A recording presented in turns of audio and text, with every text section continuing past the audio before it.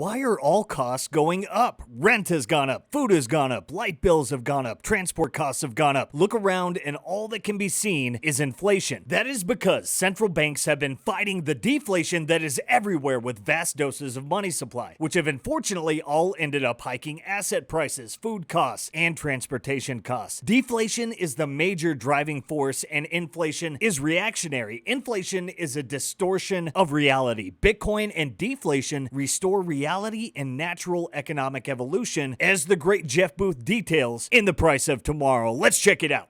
We don't want more money. We want what we think more money will buy us. Money is an abstract concept for our time. Meaning, if you manipulate the key aspect of money, you manipulate all of our time. And when you have manipulation in money, you must have misinformation everywhere in society. Bitcoin is the opposite system. Hope, truth, better future, spend time there, forget this system's going to die anyways. Technology deflates. TV prices have dropped. Fridges and smartphones have too. In his book, Jeff Booth compares his first smartphone, which cost about $2,000, to a $500 phone that is 10x better today. That is deflation. Smartphones have obsoleted many items or dematerialized them and made them cheap. In 2021, buying a smartphone is like buying the following products: a telephone, a camera, a scanner, a banker, a small television, a dictionary, a map, a radio, a letterbox, a calendar, a watch, a diary, a bookshelf, file storage system, a set of board games, chess, backgammon, cards, etc., a magazine. You may use all these dematerialized devices by buying a smartphone. Cheaper, better, massive deflation. It's almost everywhere except the essentials: food, housing, transport. Communication has grown cheaper. Long-distance communication is now basically free. Communications technology deflates rapidly. Technology is accelerating free communication. Wages are deflating. Machines are replacing workers. Labor is cheaper now. The dynamic explains why the affluent owners of the means of production become richer and the poor, the laborers, get poorer. As worker returns are decreasing, capital deployment into machines and tech is increasing. Man-made inflation is unnatural and leads to distortions throughout the economy by distorting the language of value. Natural deflation is the organic, natural evolution of an economy when sound money is in place. So the same people that are getting most hurt by this, what would they naturally do? So they would vote for a government who's going to give them more free money, unaware that that free money is coming from their own pockets and making them poorer, or removing their individual, the end of that, removing their individual rights and freedoms along the way. That's where it's coming from. But it's why socialism rises. It's why socialism gets stronger and stronger. People are hurting and they can't. Those people won't invest. When you're in pain, when you're living your life in fear, you typically can't. You're trying to pay. You're trying to run from the lion. You're not trying. You're not higher order thinking. And what does the system look like? You're trying to feed your family. And in that environment where fear is dominant, if you look at media today, if you look at government today, if you look at fear is dominant in society, and it's just dominant in society because a way to keep people in perpetual fear is they'll vote for you. Technology and market competition cause deflation. Let nature happen. Keynesians should be imprisoned for claiming that deflationary civilizations cannot thrive.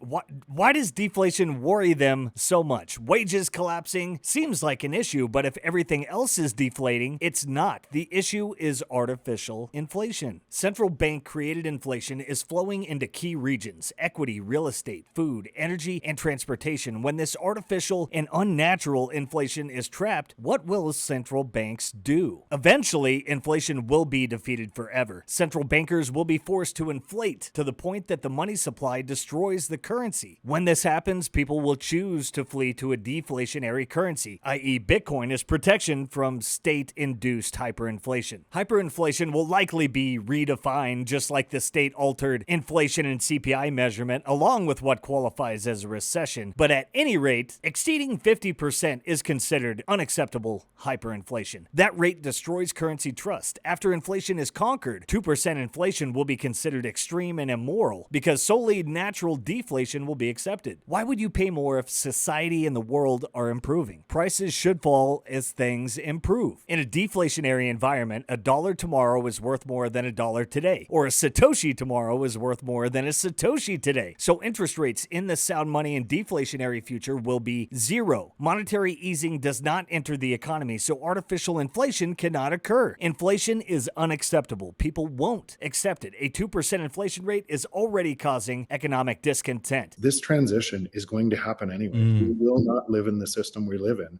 because the system we live in, if you actually just played it to its finality, if we didn't go to war before, but we would. So the system we live in will destroy our world because we'll go to war before. If we didn't go to war, pick the person sitting on top of AI and robotics, pick the face that you want to control all of society, to make all rules for society, because that's the way that system looks. The one person, not a whole bunch of people around that person, but pick the one person you want to consolidate all of the productive capacity of the world into, who makes the decisions for everybody else. That's what the society looks like, because technology will not stop.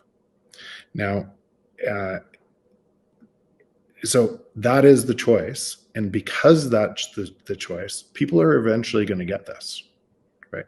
It's going to get a lot worse for people depending on where they are in the world, but they're going to get this, and they're going to get that we have to separate money and state. Bitcoin low time preference and savings will become the norms, and thus a moral, organic, natural economy that promotes individual freedom and responsibility will be attained and ushered in, leading to massive prosperity and individual liberty and sovereignty. The inflation of goods that are basic requirements is the equivalent of wage deflation. Asset price inflation means the average wage earners can't keep up. Two major forces divide society. Inflation benefits asset owners and hurts those without. Rich people have assets, impoverished people don't. So the old adage of the rich get richer and the poor get poorer, but the gap between rich and poor has never grown so fast. What's most interesting to me is the reality compared to our perception.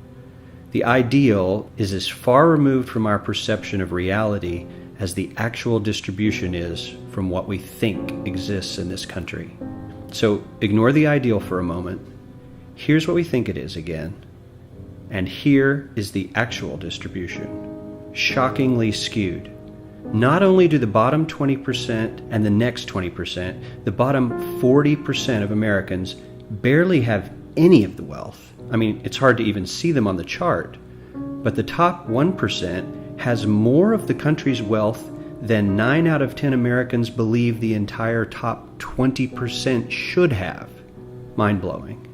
The fiat system is an extinction-bound system, running headlong to destruction. Workers in large cities can no longer afford the cheapest homes. The average worker could afford the same level of dwelling just a couple of decades ago. Rent, food, and transport have risen to a level where they leave the average worker with no disposable income. A few decades ago, this wasn't the case. As central bankers print money trying to fight deflation, more of that money concentrates in the hands of the few who own real estate, equities, and other stuff that rich people own. At the same time, more money is taken from the poor who have to pay higher rent and higher food prices. How long can this go on? People know there is something wrong. People feel squeezed. They know things are not working the way they're supposed to. They may not be able to diagnose the specific source of the problem, but they can feel the effects. The wealth divide continues unabated. It's a vicious cycle. The more technology and innovation accelerate, the more powerful deflation is. Powerful deflation has to be fought with large doses of money supply. Inflation. And inflation drives the poor deeper into poverty and benefits the rich. The rich take all of this sad money and invest it in technologies and efficiencies that replace labor. Back to square one. Something has to give. Technology and innovation are not going to give in. Either the government or the currency has to give in globally. At some point, you cannot have a functional, stable government and an inflationary monetary system. Deflation demands deflationary monetary policy. None better than the fixed known monetary supply of Bitcoin, which will bring about the great reset for society, restoring reality. you should expect that a whole bunch of people have been manipulated to think one thing. And you should forgive them on their yelling and everything else, because people are in pain, people don't know how to solve it, and very few people have the wherewithal to go down to the root cause of it all. If you have, and if you understand Bitcoin, if you understand what that looks like, help people get there, bridge that divide, and you'll do a way better job in helping create a future that matters for everybody.